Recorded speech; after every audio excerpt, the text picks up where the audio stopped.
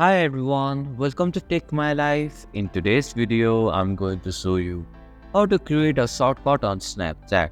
So let's jump right in. First, open the Snapchat app.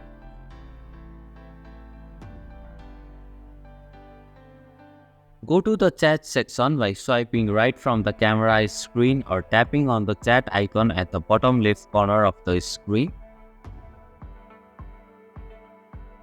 Here, you can see the three dots icon at the top right corner of the screen. Tap on it.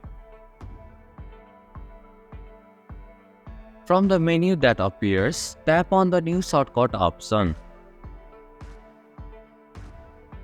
Now, select the friends you want to include in your shortcut by tapping on their names. Next, tap on the Choose Emoji option at the top of your screen. Select any emoji you want to represent your shortcut.